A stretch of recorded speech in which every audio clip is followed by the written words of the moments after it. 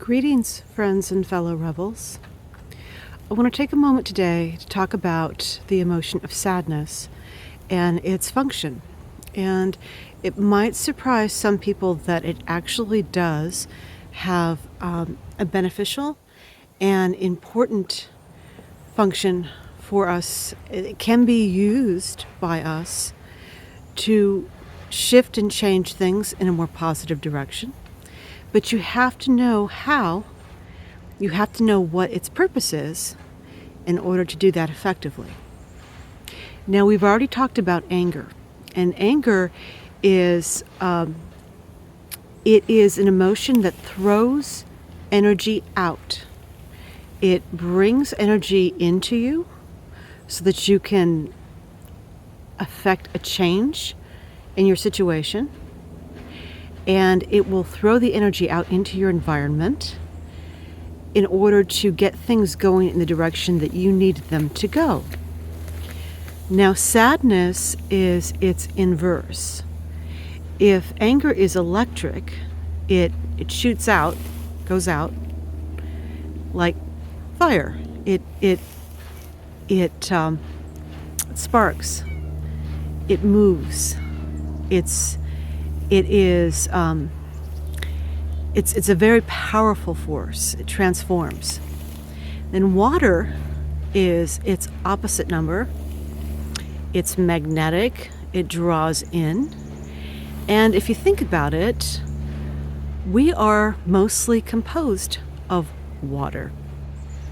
If our anger has a strong effect on the electrical force of our body, of moving energy in a powerful direction, sadness is more about the waterworks. The waterworks. It has a lot to do with the water of our body. And what it's designed to do is to draw in. It's magnetic. It draws things to you. So often we experience sadness when there is a disappointment or a loss. And its capacity is to draw to you what you are lacking, to draw to you what you need or what you desire, to draw in, to draw toward you. And it often happens when there is a hole in our heart, a hole in our aura, an absence. Something has been torn, a connection has been torn out of our astral body or out of us, away from us physically. Somebody has transitioned, or a situation has changed, or we have lost something that we built, or we desired, or we worked toward, or we'd hoped for. We realize it's something that we have cherished is not going to happen. Sadness is an absence, a loss. And with that absence, you have a void, something you've unplugged from. It creates a void.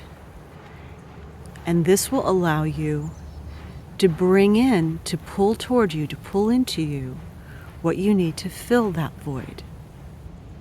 Nature abhors a void. And it is natural for us to call into ourselves what we need when something critical is taken away. And that sadness is how we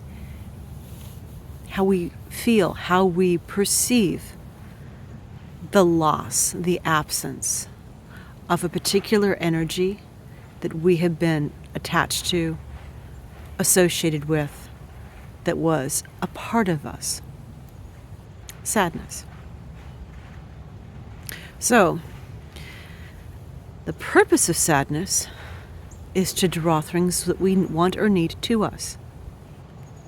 And if when you feel sadness, you utilize it in that way, you utilize it as a way of being aware of what is outside of you, what you could attract, to keep your eyes open in a balanced manner for opportunities that you can utilize, that is an effective use of sadness. Its intention, its purpose is to slow us down, to allow us to process a transformation that we've undergone. It's happening to us, usually without our desire or permission, and to allow us to create within ourselves the space for what new is coming. And if you use it consciously, you will use it to acknowledge the loss, acknowledge the difference, invite the transformation, decide what you want to have there in the space of the loss, and to utilize that energy of sadness to call. If you think about it, I'll give you, for instance, music that is predominantly in a minor key, which is associated with contemplation and sadness. If you look at all the laments, as well as the lullabies, it's to soothe, it's to nurture. You'll notice that all of those are about compelling.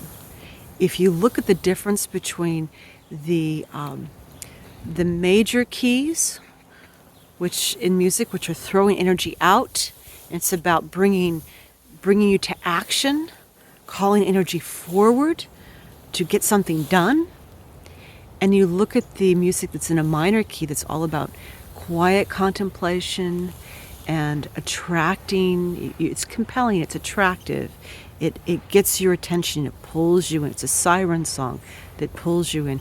You don't see siren songs in major keys that are like marches, or predominantly major keys, and they're getting you, on your feet and going. Whereas siren songs, it soothes you, and it draws you, and it brings you in. It calls to the water that is within us. It's magnetic. It draws you. It's like they talk about, there are those who study this, who talk about the interest. People like to live near water. They're drawn to it. People are drawn to fire for different reasons, but you're not going to live in a fire pit. You're not going to live around a caldera simply to admire it every day. It doesn't work that way. But there are people who are drawn to ponds and lakes and seasides because it's calming. It's calming to look out and see that body of water. It calls to us. Siren song. So sadness. Purpose of sadness is to draw what you want to you. Now, I didn't talk about this before, but there are, when you feel slight amounts of energy, like with anger, if you feel a slight amount, a sliver of anger, that speaks to desire. And desire gives you the power to get what you want. In the case of sadness, that slight bit is longing. And longing will compel you to hold the energy of what you want, to draw it to you. And if you use both of these energies in concert, then you have a very effective way of manifesting what you want. Just like the fisherman, he cast his line out, he cast his bait out. That would be like desire. You cast your bait out. And then you wait for a response. And the longing for what you want is drawing what you want to take that bait so you can reel it in. the dance of emotions. And those who are attuned to it can see that in the hooks that people will attempt in their communications with each other. Those who are energy sensitive can actually see the energy hooks go out in a conversation or an encounter where one person is interested in somebody and wants to become their friend or wants to become their lover, and they'll throw hooks out and with their energy try to draw that person in. The whole art of flirtation is one of those dances. But I'm over time. We can talk a bit more about that later. Thank you for spending time with me, and welcome to the woods.